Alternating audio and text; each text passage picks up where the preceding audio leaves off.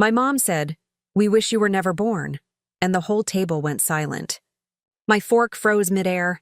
For a second, I thought I heard her wrong, but the smirk on her face told me she meant every word. My own mother wished I didn't exist, and she said it in front of 20 guests, including my ex and his new fiancé. If this moment doesn't break your heart, nothing will. So before we go deeper, hit that share, like, and subscribe because what happens next will make your blood boil. I tried to smile, pretending her words didn't slice through me, but my hands were shaking under the table. Dad avoided my eyes like he agreed with her. My brother, Ethan, chuckled under his breath and whispered, "Guess she's finally saying what we all think." The guests laughed awkwardly, not sure whether to join in or stay quiet. I felt the room spin. This was supposed to be my graduation dinner, my one night to celebrate something I'd fought for alone. They didn't know what I'd been hiding for the past 2 years. They didn't know why I never complained, why I stayed quiet when they mocked my failed jobs and called me the useless one. Tonight, I'd planned to keep my secret a bit longer. But after what Mom said, I wasn't sure I could hold it in anymore. My phone buzzed with a message that changed everything. I looked at the name on the screen, and my lips curved into the smallest, most dangerous smile.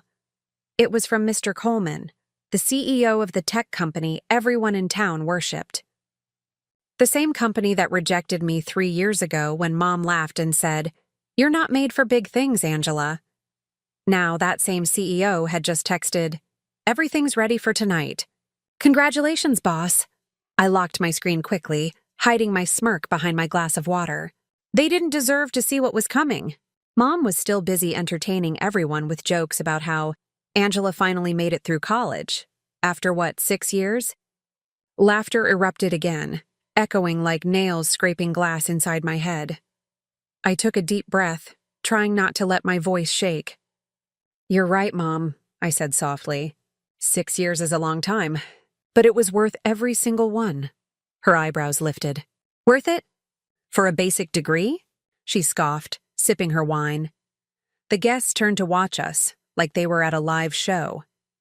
I could feel every eye on me, every smirk waiting for me to embarrass myself again.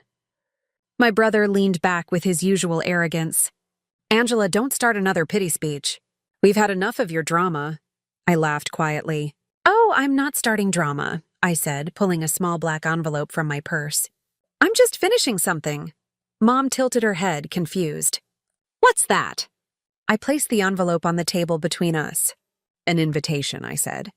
"To the new headquarters of Avitech Solutions. You know, the company that just bought Coleman Enterprises." Silence. Pure heavy silence. Forks froze midair again. Mom blinked. Dad frowned. Ethan stopped smirking. Then Mom forced a laugh. "You expect us to believe you work there now?" I leaned forward slowly, my smile turning sharp. "No, Mom, I don't work there." I paused, letting the air stretch tight. "I own it." For a moment, no one moved. The sound of the chandelier humming above was the only thing breaking the silence. Then Mom laughed again, too loud, too fake. "You own a company?" she said between laughs. "Angela, you can barely pay your phone bill. Don't embarrass yourself." Her words sliced deep, but not like before. This time they didn't hurt. This time I had power.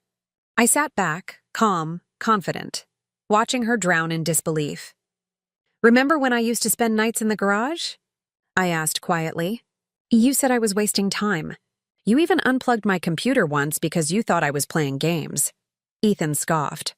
"Oh yeah, you and your weird coding obsession. How's that working out for you?" I looked straight at him. "Well, that obsession got me a $25 million acquisition deal." The room gasped. Someone actually dropped a glass. My ex, sitting across from me with his perfect little fiancé, choked on his drink.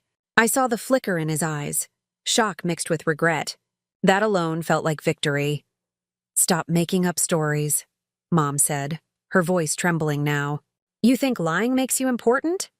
"Lying?" I repeated, opening my phone and sliding it across the table. The screen glowed with a news article. Avitech CEO Angela Collins acquires Coleman Enterprises in historic tech deal. My name was right there, bold and undeniable. Her wine glass slipped from her hand and shattered across the floor. Dad leaned forward, face pale. "Angela, is this real?" "Every bit of it," I said calmly. "I built a company from the ground up while you all mocked me for being a failure. You thought I had nothing going on because I stopped asking for help." "But I wasn't failing, Mom, I was building," the guests whispered among themselves, eyes darting from me to my mother. Mom's face had turned stone cold, the kind of silence that screamed defeat. I looked at her and smiled, not out of anger anymore, but closure. "You said you wished I was never born," I whispered. "But without me, this family wouldn't even have the house you're sitting in right now." Her eyes widened. "What do you mean?" I stood up, voice steady. "The mortgage was 3 months late, right? The same one Dad never told you about? I paid it. Quietly. Because even when you hated me, I still didn't want to see you lose everything." Gasps rippled around the room again. Mom's hand covered her mouth, her pride cracking open right in front of everyone. Ethan looked away, his face red with shame. I turned toward the door, picking up my purse. "Enjoy the dinner," I said softly. "I've got a press meeting in the morning. Maybe this time you'll be proud to say I'm your daughter." As I walked out, I could still hear the stunned silence behind me. But then, just before I reached the door, Mom's trembling voice broke through. "Angela, wait!" I stopped, but didn't turn around. "Can we talk?" she said weakly. "Please?" I smiled faintly. "Now you want to talk? Maybe someday, when you remember I was worth being born." I walked out into the cool night air, each step echoing with freedom. For the first time, I wasn't escaping my pain. I was walking toward everything they said I'd never have. But just as I reached my car, my phone buzzed. It wasn't Mr. Coleman. It was someone I never thought I'd hear from again, Dylan Rivers. The man who vanished 2 years ago after helping me build Avitech? The man I thought was dead. The message read, "Angela, we need to talk. It's about your company. It's not what you think." My heart raced. "Dylan, alive? Why now?"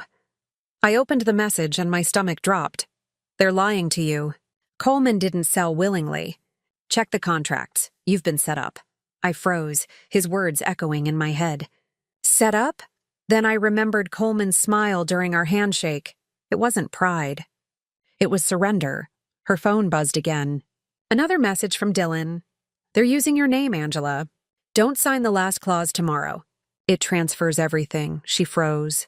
Tomorrow was her press meeting, the final contract signing that would officially merge her company. If Dylan was right, she'd lose everything she'd built. She took a deep breath, trying to calm her racing thoughts. "Why should I believe you?" she typed. He replied instantly. "Because the same people who ruined me are about to ruin you. And one of them is sitting in that dinner you just left." Her stomach flipped. She replayed the dinner in her mind. Mom, Dad, Ethan, her ex, his fiancé. Who could it be? She remembered Ethan whispering something to her father right before she walked out. She hadn't paid attention then. But now, Angela started the car and turned around. She wasn't done yet. As she drove back toward the restaurant, headlights slicing through the night, her phone rang again. Dylan's name flashed on the screen. She hesitated before answering.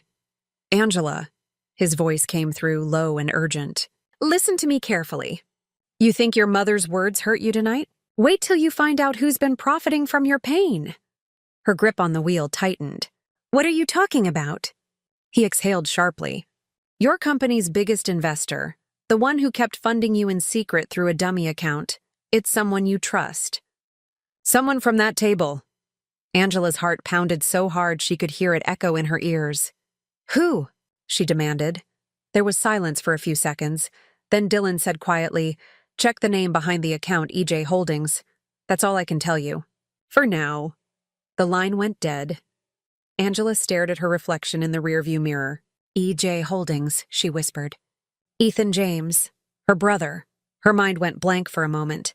Ethan, the same person who mocked her every single day, had been secretly investing in her company? Or worse, controlling it? She pressed her foot harder on the gas, headlights flaring against the dark road. She didn't know what was waiting for her back at that restaurant. But one thing was certain.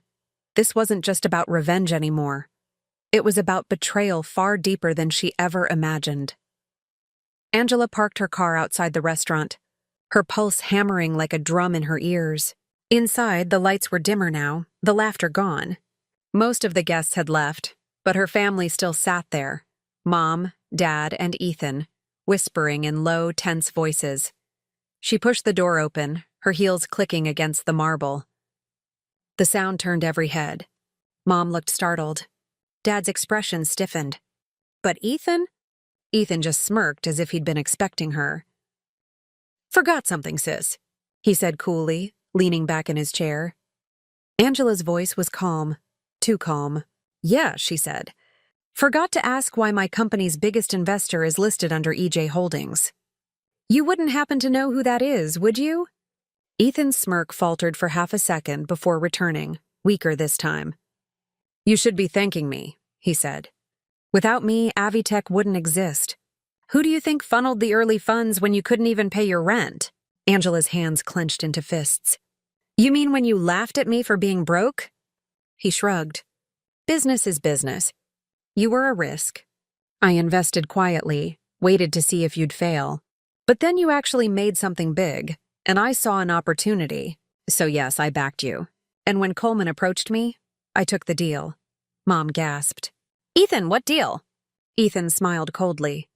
"The clause that gives me controlling rights after tomorrow's press conference." Coleman was just the middleman. The room went still. Angela's voice dropped to a whisper. "You plan to steal everything from me." He stood up, grinning. "Not steal, reclaim. You were the family's embarrassment, remember? Now I'll be the one fixing our name." Angela looked at him for a long moment, her face unreadable. Then slowly she smiled. "You really thought I wouldn't see this coming, didn't you?" Ethan's grin faded. "What?" "I rewrote the contract," she said softly. "The version you sent to Coleman wasn't the final one.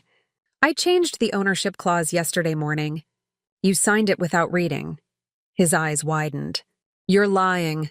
She took out her phone and tapped the screen. Within seconds, the restaurant TV flickered to life, showing a breaking news headline. Avitech CEO Angela Collins secures full ownership. Investor stake nullified after fraud detection. Ethan's face drained of color.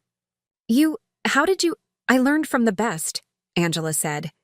"From all the years you lied, mocked, and manipulated me. You taught me how betrayal works. And now I used it against you." Mom covered her mouth, tears glistening in her eyes. "Angela, I didn't know—" Angela turned to her, her tone steady but cold. "You didn't want to know. You only saw what was easy to hate." The silence stretched long, heavy, final. Then she picked up her purse and turned toward the door once again.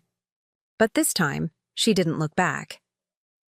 Outside, the night air was cool, peaceful, the kind of peace that comes only after chaos burns out. She stood for a moment, staring at the city lights, her reflection gleaming faintly in her car window. A small smile touched her lips. "They wanted me to be nothing," she whispered, "so I became everything they couldn't be." As she drove away, her phone buzzed once more. A new message flashed on the screen, from Mr. Coleman himself. "Impressive move, Angela. I think we're ready for phase 2. "Are you?" Angela's eyes narrowed, curiosity sparking again. "Phase 2? She muttered, a slow smile forming.